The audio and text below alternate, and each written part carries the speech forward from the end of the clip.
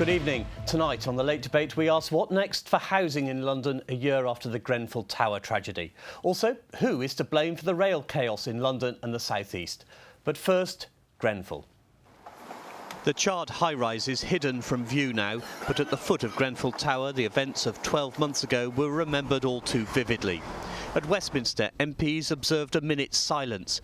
Many of those touched by the tragedy feel let down by the political establishment. It's taken a lot of fight from us as a group of people to make the government, not just nationally, locally as well, recognise what their role is to play. And, for us, actions speak louder than words. The Prime Minister bore the brunt of the anger when she failed to meet survivors on her first visit. She was booed. This week, in an interview with a local social media news channel, she apologised. I didn't, of course, on that first visit, meet members of the community or survivors. And I'm sorry for not having met them then. I regret that. Clary Mendy, one of the organisers of today's anniversary events, lost two cousins in the fire. When she met the Prime Minister, she had a message for her. I told them, this can be your legacy, Theresa May. What do you do for Grenfell right now? I said, your father was a vicar. You're a woman from the church, from the cloth. I said, so where is your moral compass? Because we can't continue like this. Much of the initial rage was directed against Kensington and Chelsea Council. There were angry scenes at council meetings. The council leader resigned. Some survivors still think the authority is failing in its duty. If I'd lost my child or my mother or my father or in some cases my whole family, and in the most terrifying circumstances, and then I was going back to the people who I held responsible for that and asking them for a new home or for support, I think I'd find it very difficult to trust them or to give them any kind of... But trust is important. You need to re-establish trust. Absolutely. Trust is extremely important. It yet. I said right at the beginning, I think it'll take us a generation to regain trust. To work out where we go next, I'm joined by the Labour housing spokesman and MP for Croydon Central, Sarah Jones. For the Conservatives, the Romford MP, Andrew Rossendale. And for the Liberal Democrats, the former London MEP, Baroness Sarah Ludford. Welcome, all of you. I should have said spokesperson. Sorry, Sarah. First of all, Sarah Ludford, your local authority background means you know an awful lot about housing. How much trust do you think has been lost in the political system? Well, a lot. And can I say, first of all, my sympathies on this anniversary of the terrible tragedy of Grenfell, but also my admiration for the dignity and the resilience and the perseverance that they have shown. And I think what has been lacking, quite honestly, my experience as a councillor is in the 90s, so a long time ago, but I did feel then, when I represented the people of Clerkenwell in Islington, that there had been a lack of respect for council tenants, and I think that the Grenfell tragedy does exemplify that. People being treated as second class, not being heard, not being involved, having things done to them, rather than being represented in the decisions that affect their lives. And in theory, a tenant management organisation which ran Grenfell should have been making decisions with the full involvement of the tenants and residents, and no doubt we will find out more about why that was not the case. But of course the other problem is a complete shortage of affordable housing in London. I see Centrepoint, that has been turned into housing, is full of penthouses and no affordable housing in it whatsoever. Andrew, you have a lot of council estates, ex-council estates in your constituency. Do your constituents identify with the people of North Kensington? Well, fortunately, we haven't had anything, a tragic event such as that in my area, and I agree with Sarah. We all have to show enormous sympathy for this awful, tragic event that took place a year ago. But we've got to learn the lessons from this, and I think the key thing Do you recognise a lack of respect for council tenants? No, I don't agree with that. I think that this depends on how local councillors and local authority look after their local tenants. I don't have that problem in my area. Nobody said to me that we don't get respected. What I do think is right, and Sarah's completely correct on this, they need to be properly involved and consulted. But over the years, I have seen a lot of good changes. A lot of things have happened which have made people's lives better. But Grenfell proves that we've got a long way to go. And so that does need action by all local councils, but also by national government. And I do fear that the feeling at the moment is that things have moved far too slowly since a year ago. A lot of people still think, why haven't we taken quicker action to rehouse those people? And also, why is cladding of that kind not banned? I mean, I don't understand how a tragedy like that can occur and we're still in the situation of a consultation. Frankly, we have to put the safety of people first. The Minister would argue it's the law to have a consultation, but perhaps... Well, ministers can make the law and change the law, and I think that after this we should move much faster than we've been able to do.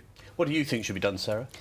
Well, I think to say that it's not the case that people who are in socially rented homes are not listened to. I think the residents from Grenfell, the survivors, are telling us that they felt that they weren't being listened to, and so we have to listen to that and we have to accept that as truth.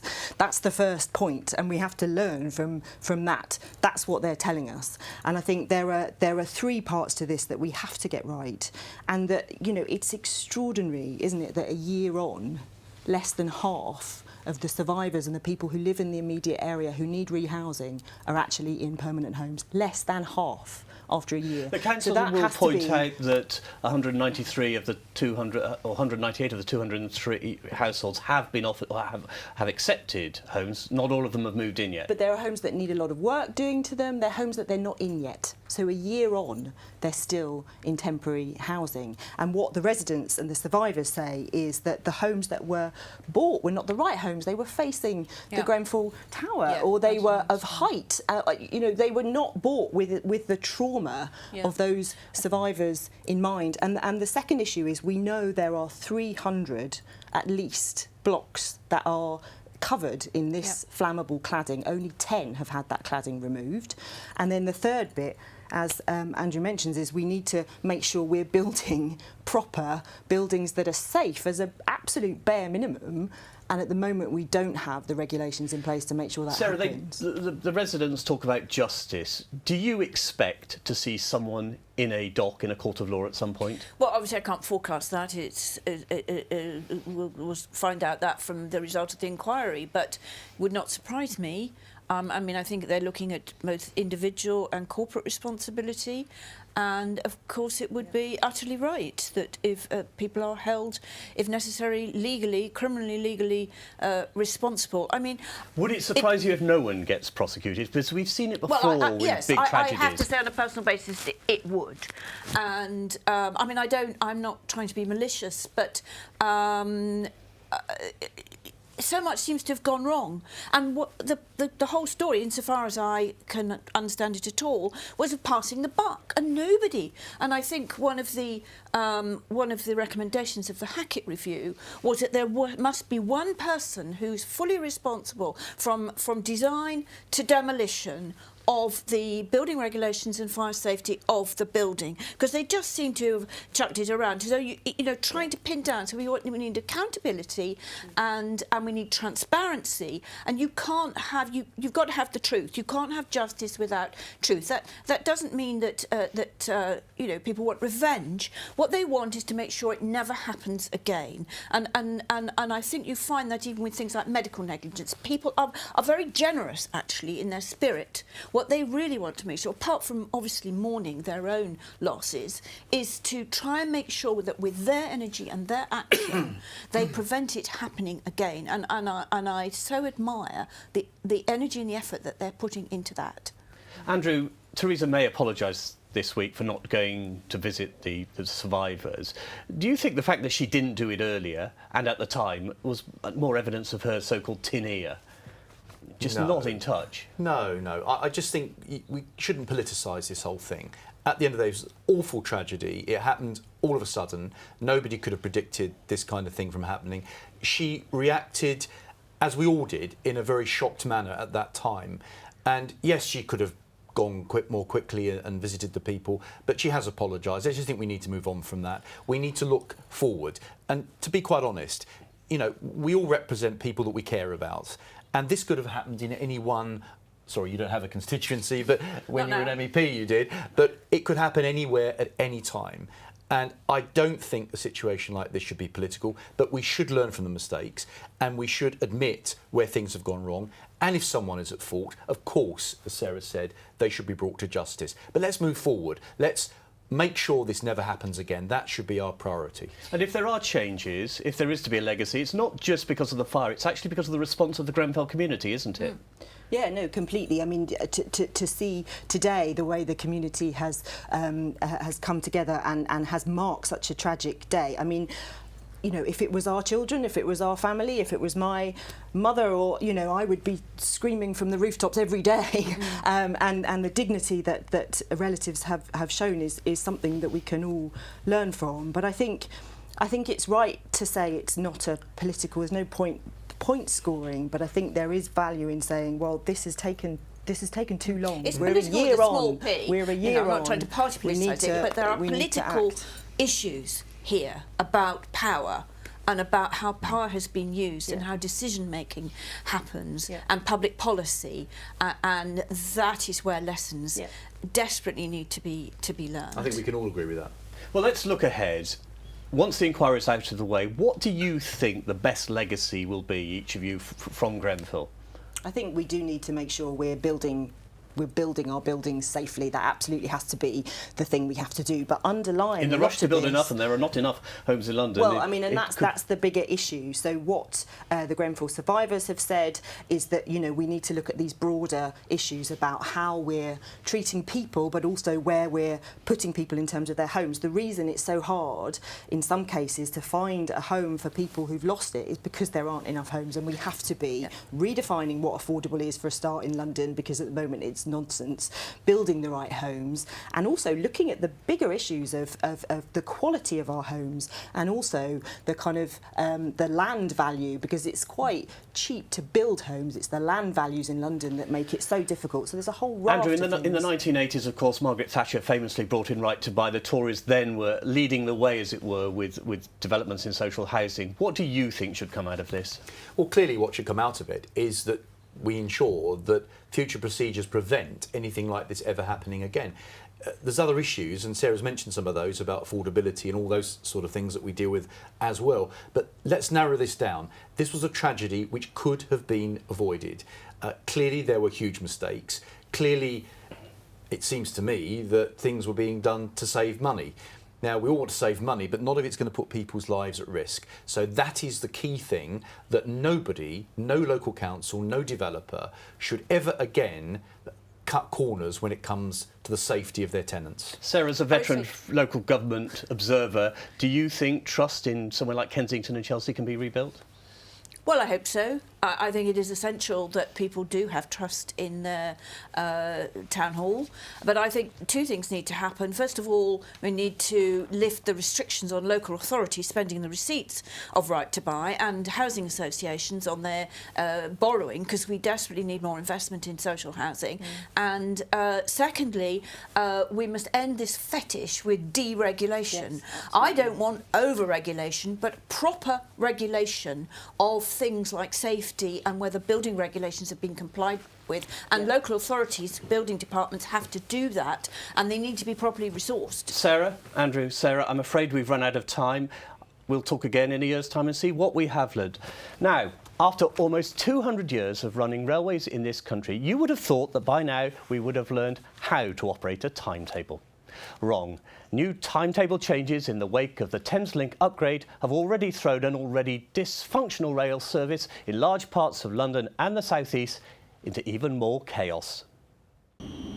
It was supposed to be the start of a new journey for commuters, a revamped timetable on Thameslink and Great Northern, promising new trains, new routes and unheard of reliability.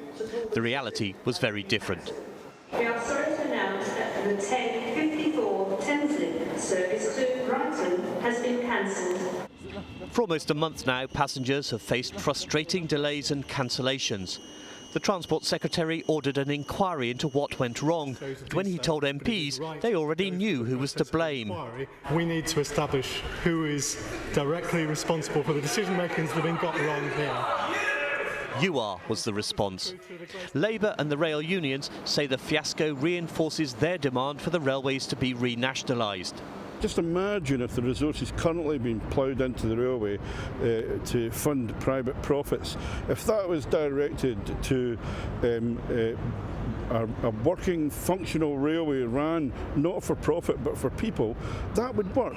But not everyone is nostalgic for the era of a publicly owned rail network, a time of grubby slam-door trains and even smoking compartments. Would a nationalised rail industry have handled the new timetables any better? After all, part of the problem with Thameslink and Great Northern was the late running of engineering upgrades managed by the publicly owned Network Rail.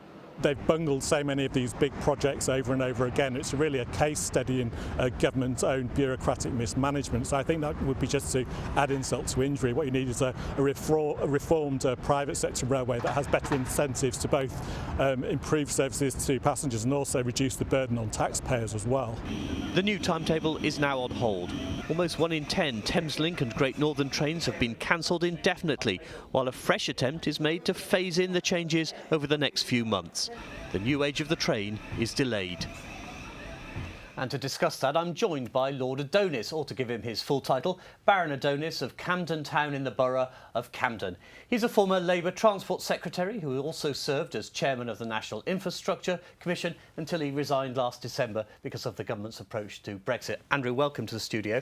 First of all, who or what is to blame for this mess? Well, the only person who has the power to join up the various different bits of this very fragmented industry, because you have different railway companies, you have Network Rail, you have the Department for Transport, is the Secretary of State for Transport, who is Chris Grayling. So in your film, when the reception he had in the House of Commons, not only, I should say, from the Labour side, but from behind him on the Conservative side, because most of these constituencies in the southeast of England have Conservative MPs, the person that they're holding accountable for this is Chris Grayling. And what he shouldn't have allowed to happen was for this timetable change to take place without being sure that there was the resilience in the system, including the training of new drivers and crews and all that, to see that it could be delivered successfully. And it clearly wasn't, and that was a big mistake. But a minister can't run the railways. He appoints, in good faith, presumably, contractors, in this case, Govia Thameslink Railway. They don't have a franchise, they have a management contract to run that railway. Surely they should be to blame if they can't make the timetable work. He can't run the railways, but he had to take the decision as to whether it should go ahead. And indeed, he says himself, because this has all now come out in the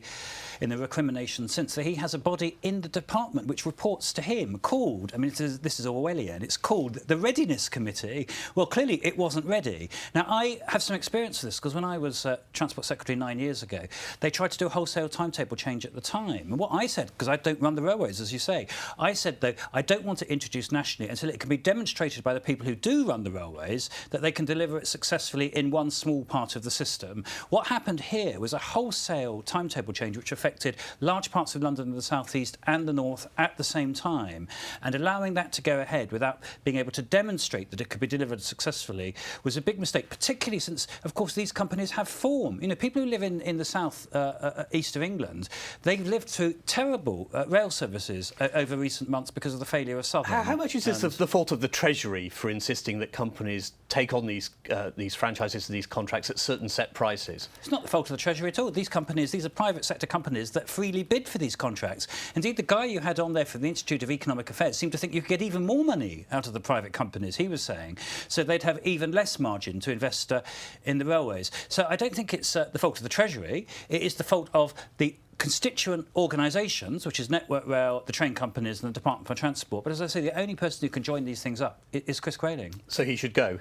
Yes, he should definitely go. We need to have somebody in place who's actually capable of taking good strategic decisions on the part of the railways. And what Chris Grayling has demonstrated, I'm afraid, is that he's just not up to the job. Labour currently backs nationalisation. You, as Transport Secretary, presided over a privately run railway. Where do you stand now? Well, I am actually the only person alive who's nationalised a railway company, because when the East Coast Company failed, which was 9 years ago, I put a public company in place of the private company, and that public company was very successful. Now, my own view, because I'm a pragmatist, I generally speaking in politics, I think you should never give power to the extremes, because that's always a bad thing, whether it's the extreme right or the extreme extreme left. I don't support nationalising everything in the railways. What I think should happen is the people who are best placed to deliver a good service for the passenger should deliver it. Now, when we had a public company running the East Coast Line, which goes from London up to York and Edinburgh, that was very successful. My view, being pragmatic, is that that public company should have been able to bid for new contracts. And then what I think we would have ended up with was a mixed economy, public and private. But crucially, where you had failing private companies, which is a big problem in the rail industry at the moment, we could have replaced them with successful public companies. And that is because the public, I can tell you, are supremely indifferent to who runs the railway, providing they run on time. But presumably you're on a train to nowhere trying to persuade the leader of your party to have any form of private role in the railways. But actually, in terms of Jeremy and I get on fine. And Jeremy, I should say, is very committed to the rail industry. He's a genuine train spotter. He knows even more about railway timetables than I know. A real train spotter. He's a real train spotter. He reads railway magazines, so he's very seriously committed to this. Jeremy is first and foremost a pragmatist. So where he and I agree is that where the private sector is failing, it should be replaced by public companies. And being realistic, that's all that can happen in the foreseeable future anyway, because we have a lot of private sector contracts which have got a time to run anyway. And in the present situation, which is what matters, that is what should happen. That is what will deliver a better service for today's passengers who are having a very, very grim time out there at the moment because the system just isn't functioning. I mentioned in your introduction that you're Baron Adonis of Camden because you're also the godfather of HS2. That's having a huge impact in Camden around Euston. How do you sell to those people who are going to have their lives disrupted by HS2 that it's worth it? Well, the interesting thing about Camden, and I'm very sensitive to Camden because I know it like the back of my hand. I was born and brought up there. Is that in the medium term, this is brilliant for Camden because the whole of Euston gets rebuilt, and in particular the existing Euston station, which is time expired. It's a 1960s monstrosity. I don't think anybody defends Euston in its current guise. It all goes underground, so there's going to be an opportunity to do a massive development at Euston, including a lot of new housing and community facilities. But a lot of short-term grief. But unfortunately, that always happens with infrastructure. It's not possible to build things without there being disruption in the short term. And the question really for Camden is the medium term against the short term. And I deeply regret that the disruption is going to be particularly people who are losing their homes. That's a terrible thing. But there is a wider public interest, including a wider interest in Camden. Andrew Adonis, thank you very much indeed for coming in to talk to us this evening. And right, I'm afraid we've hit the buffers and have to stop. So thank you to Andrew for coming in. Thank you to all my other guests. I'll be back next month with our last show before the summer break on the eve of Donald Trump's visit. Till then, thank you for watching and good night.